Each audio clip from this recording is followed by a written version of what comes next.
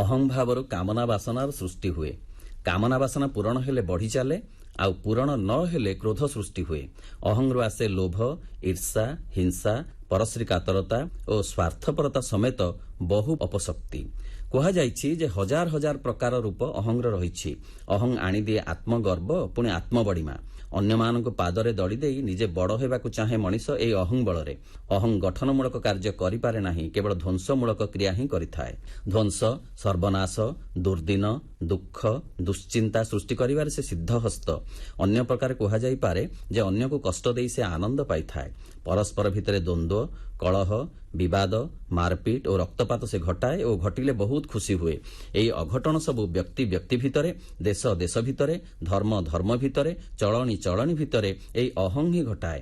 ବ୍ୟକ୍ତି ବ୍ୟକ୍ତି ଭିତରେ ବ୍ୟକ୍ତିଗତ ଅହଂ କ୍ରିୟା କଲାବେଳେ ଦେଶ ଦେଶ ଭିତରେ, ଚଳଣି ଚଳଣି ଭିତରେ ଗୋଷ୍ଠୀଗତ ଅହଂ କ୍ରିୟା କରେ। ଗୋଷ୍ଠୀଗତ ଅହଂର ରୂପରେଖ ଅତ୍ୟନ୍ତ ଭୟଙ୍କର। ଏହି ଅହଂର ଏକ ଅତି ଭୟଙ୍କର ରୂପ ହେଉଛି ଆତଙ୍କବାଦ, ଯାହା ଆଜି ସମଗ୍ର ବିଶ୍ୱର ଆତଙ୍କ ହୋଇ ଠିଆ ହୋଇଛି। ଏହାର ପ୍ରଭାବରେ ବିଶ୍ୱର କୋଣ ଅନୁକୋଣ ଅତିଷ୍ଠ ହୋଇପଡ଼ିଲାଣି। କାହାରି ଆୟତ୍ତରେ ଏହି ଆତଙ୍କବାଦ ଓ ଉଗ୍ରବାଦ ରହୁନାହିଁ।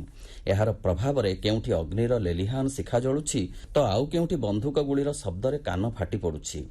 ଏତେ ଆସୁରିକତା ଓ ଉଗ୍ରତା ଯେ ମଣିଷ ମନରେ କେଉଁଠି ଥିଲା, ତାହା ଭାବିଲେ ଆଶ୍ଚର୍ଯ୍ୟ ଲାଗୁଛି।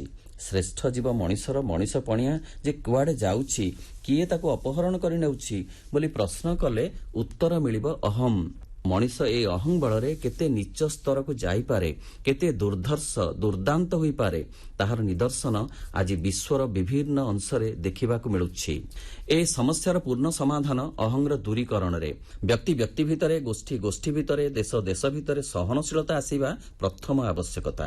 ଏହାପରେ ଆବଶ୍ୟକ ପାରସ୍ପରିକ ଅନୁମୋଦନ, ସର୍ବୋପରି ପାଖରୁ ଦୂର ପର୍ଯ୍ୟନ୍ତ ପ୍ରସାରିତ ଦୃଷ୍ଟିଭଙ୍ଗୀ। ଏ ପୃଥିବୀ ଆମର, ଆମେ ଏ ପୃଥିବୀର। ଏହି ପ୍ରଶସ୍ତ ଭାବନା ଆସିଲେ ବହୁ ସମସ୍ୟାର ସରଳ ସମାଧାନ ହୋଇଯିବ।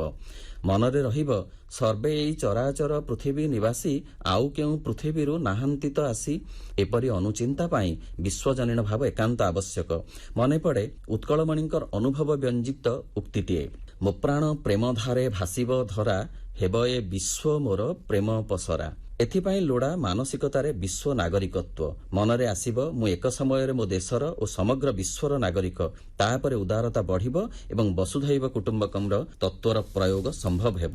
ଗୋଟିଏ ଗୋଷ୍ଠୀ ଅନ୍ୟ ଗୋଷ୍ଠୀର, ଗୋଟିଏ ଦେଶ ଅନ୍ୟ ଦେଶର, ଗୋଟିଏ ଧର୍ମ ଅନ୍ୟ ଧର୍ମର ମହତ୍ତ୍ୱକୁ ସ୍ୱୀକାର କରିବାର ଅନ୍ୟ ନାମ ପାରସ୍ପରିକ ଅନୁମୋଦନ। ପାରସ୍ପରିକ ଅନୁମୋଦନ ଆସିଲେ ପରସ୍ପର ପ୍ରତି ଶତ୍ରୁତା ପରିବର୍ତ୍ତେ ମିତ୍ରତା ବଢ଼ିବ।